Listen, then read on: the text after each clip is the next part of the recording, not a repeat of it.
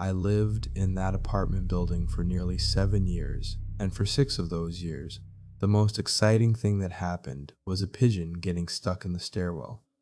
I was 27 when I moved in, fresh out of college, with a job in accounting that honestly wasn't my dream, but it paid the bills and was mostly quiet. The building itself was old, built probably in the 1940s, red brick, 5 stories high, no elevator. I was on the top floor, which was both a blessing and a curse. A blessing because no one was stomping around above me. A curse because carrying groceries up 5 flights after a long day was a real workout. My routine was pretty standard. Get up, go to work, come home, cook something simple, maybe watch some television, read a book. Weekends, I'd usually do laundry, run errands, grab a cheap beer at the pub down the street. It was a perfectly ordinary, unremarkable life in a perfectly ordinary, unremarkable city. I was fine with that. I'm not really the kind of person who goes looking for adventure, and I definitely don't believe in anything that can't be explained by science or plain common sense. That's why this whole thing still bothers me years later. It's not some grand mystery the police couldn't figure out or a ghost story I tell at campfires. It's just this experience. It gnaws at me because I can't fit it into any box that makes sense. It started subtly, like most things do when you're not looking for them. I'd been living there for about 3 years when I first really noticed it. A consistent rhythmic thudding coming from above my ceiling. It wasn't loud, not like someone dropping something heavy, but it was there, a steady, soft thump, thump, thump. Always at night. At first, I brushed it off. Old building, pipes settling, wind rattling something on the roof. My apartment was directly below the roof, so any weird noise up there would naturally filter down to me. I thought maybe it was just a new development in the building settling even further. You know, old buildings make sounds. It's part of their charm, or so they say. But then it became a pattern. Every night, around 11 o'clock, sometimes a little later, the thumping would start. It wasn't random. It was a distinct, methodical pacing. 1, 2, 3, 4 steps, then a pause, then 1, 2, 3, 4 steps back, always covering the same short distance, and always directly above my bedroom. I tried to ignore it. I really did. I'd put on headphones, turn up the television, try to focus on a book. But once you notice a sound, especially a repetitive one, it's like your brain ons in on it. It became background noise that just wouldn't fade into the background. And the regularity of it was what got to me. It wasn't a random thud. It was deliberate. I started trying to track it. I'd lie in bed, eyes on the ceiling, listening. It would go on for hours sometimes, deep into the night. 1, 2, 3, 4, pause, 1, 2, 3, 4, back and forth. It was so consistent, so predictable, that I started to imagine the person walking up there. A creature of habit, I thought, maybe someone who works nights and walks off their nervous energy when they get home. But I lived on the top floor. There was no one above me. That's what made it so bizarre. My first thought naturally was the roof. Maybe maintenance was up there doing something late at night, but why every night? And why always at the same time, walking the same short path? It didn't make any sense for routine maintenance. Plus, I never heard any ladders or equipment being brought up. The building manager, a guy named Frank, usually left a notice if he was going to have work done. There were no notices. I began to pay closer attention to the sounds I heard from other apartments. The lady below me, Mrs. Henderson, had a little dog that yapped sometimes. The guy across the hall, Mark, played video games, and you could hear the occasional explosion from his television. Normal apartment sounds. But this pacing sound was distinct. It wasn't coming from the side, it was directly above. For a few months, I just endured it. I told myself it was my imagination, or some weird acoustic phenomenon, or an animal on the roof. Raccoons, maybe. But a raccoon walking the same 4 steps back and forth for hours every night felt like a stretch. A very disciplined animal, I thought. I tried to make jokes about it to myself to minimize the weirdness. Then came the restless nights. The sound, once mildly annoying, started to grate on my nerves. I'm a light sleeper, and the constant thudding, even if faint, would wake me up or keep me from falling asleep.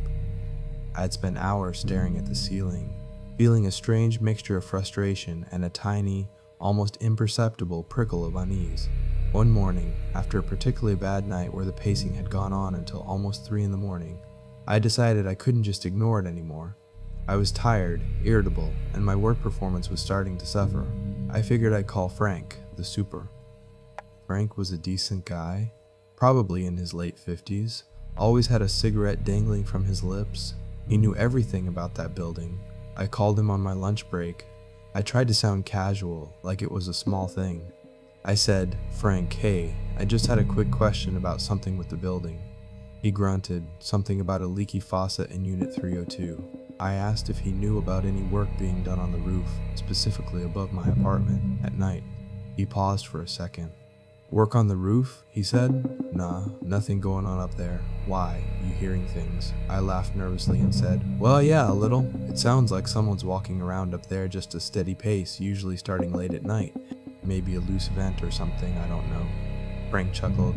He said, "You're on the top floor, right? 503? I confirmed that I was. He said, "Well, that's just the roof. Nothing up there but the access hatch and a few vents, and pigeons maybe. But I don't think pigeons walk in straight lines for hours."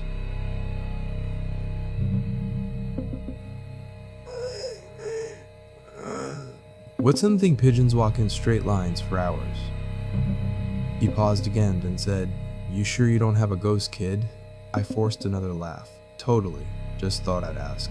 "Thanks, Frank." We hung up. The conversation didn't resolve anything, of course. If anything, it made it worse.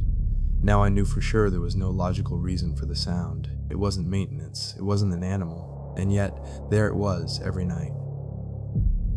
A few days later, I was downstairs in the lobby checking my mail. Frank was there, fussing with a light fixture. He looked at me and said, "Hey, you still hearing that walking up there?" I said, "Yeah, actually, still every night." He just shook his head slowly and said, "Beats me, kid. Sometimes these old buildings just make noise. Never heard of one doing that, though." His indifference was somehow more unsettling than if he dismissed it completely. It was like he acknowledged it was weird but had no answer and wasn't going to spend any more energy on it. And if the super didn't know, who would? I started doing things to try and solve the mystery myself, in my own amateur way. I'd press my ear against the ceiling. The sound was definitely coming from above me, not from the walls. I'd bang on the ceiling with a broom handle sometimes when it got really late, hoping to startle whatever it was, make it stop. It never stopped, not even for a second. The rhythmic thudding would just continue oblivious.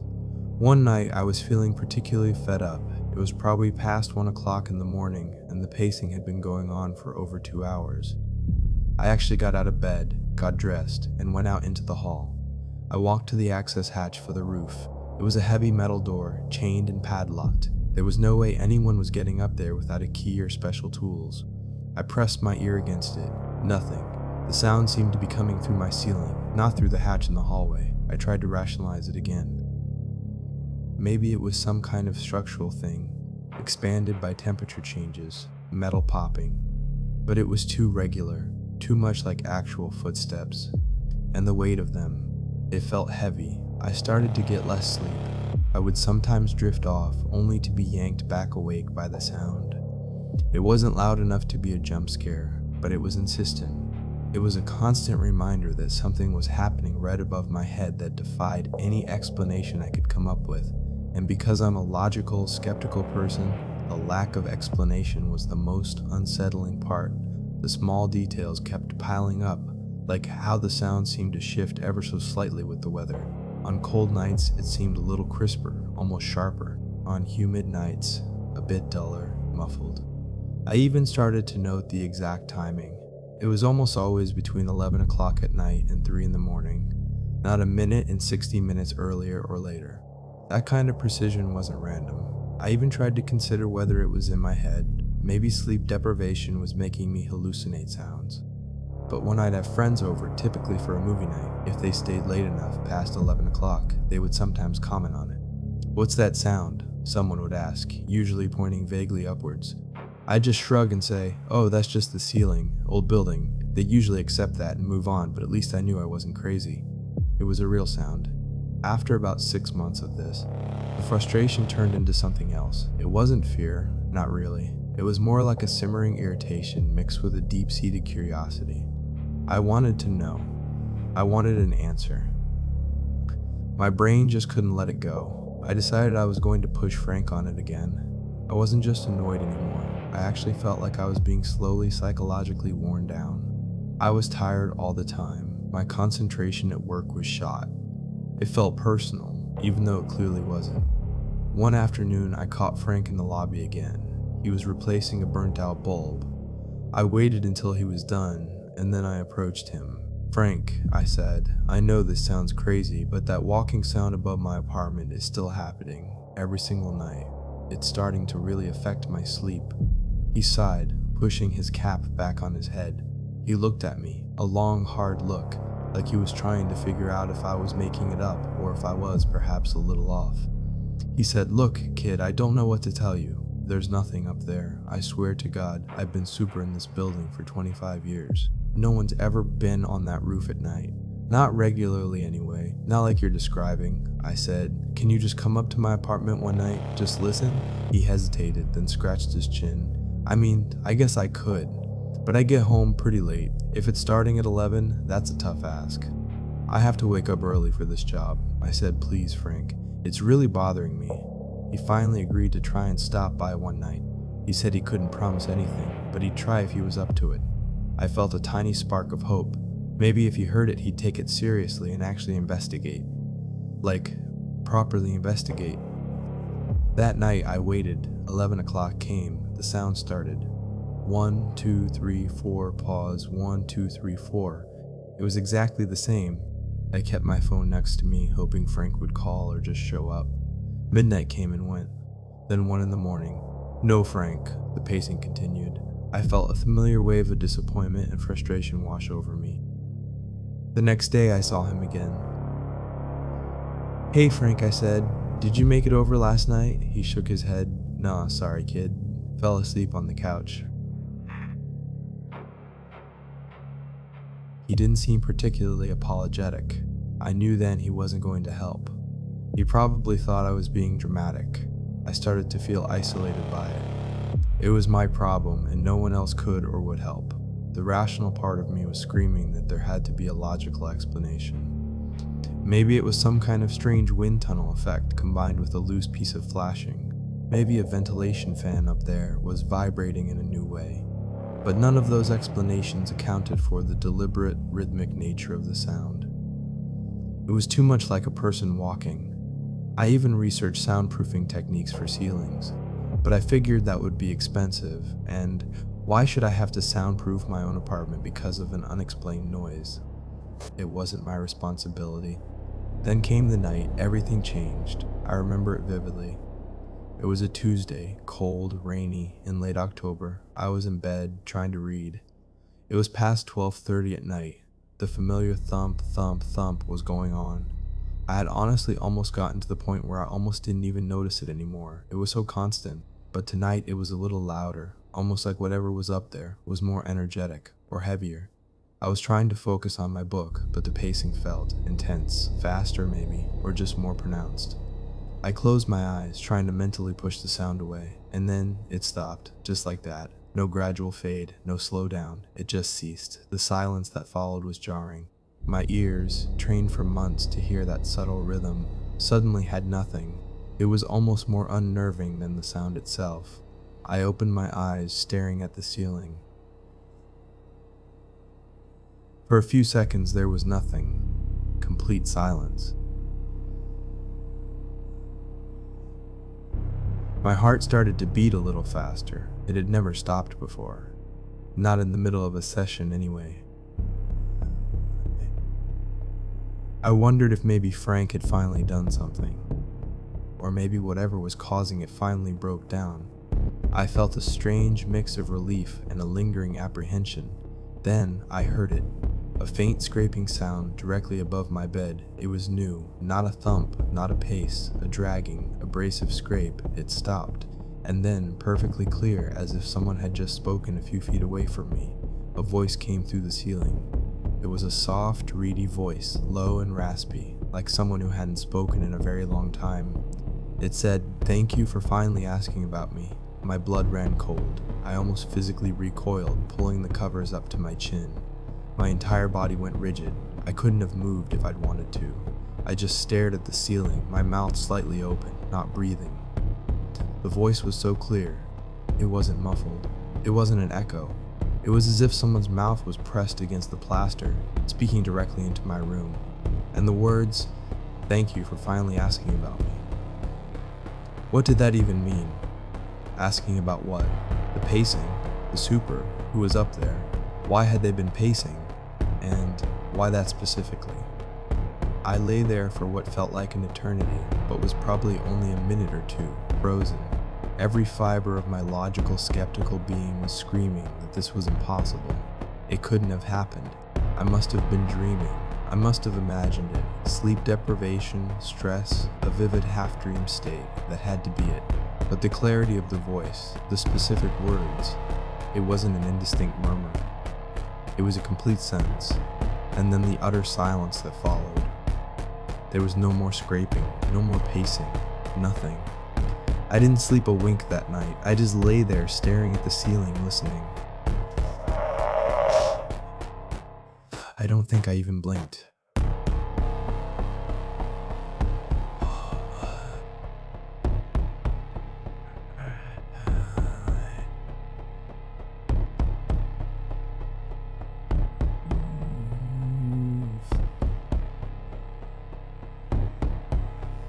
This wasn't a strange acoustic phenomenon. This was something else. Something I couldn't explain away. The next morning, I called in sick to work. I packed a bag, just a small duffel. I didn't care about anything else. I told myself I was just going to stay with my sister for a few days, clear my head. But as I walked out of that apartment, I knew I wasn't coming back. I left everything behind. My furniture, my books, my television, my clothes, everything. I just needed to get out. I didn't even bother to give proper notice. I just called Frank and said I was moving out immediately. He sounded surprised, but knowing Frank, he probably figured I just found a better deal somewhere. Or maybe he just didn't care enough to ask details. I didn't tell him why. I couldn't. How do you explain that to someone? I moved in with my sister for a few weeks, then found a new place a few towns over, a first-floor apartment this time, and in the 3 years since then, I haven't heard a single thumping sound. No pacing, no voices through the ceiling. I still don't know what it was. I thought about it endlessly. Was there someone living in the crawl space between my ceiling and the roof? That's the most logical explanation my rational brain can come up with. Someone homeless, maybe. But how did they get up there? And why would they be so quiet, except for the pacing? Why would they speak only once? And why those specific words, like they had been aware of all my internal questions and Frank's dismissal? I never went back to that building, not even to collect my security deposit. I didn't want to know.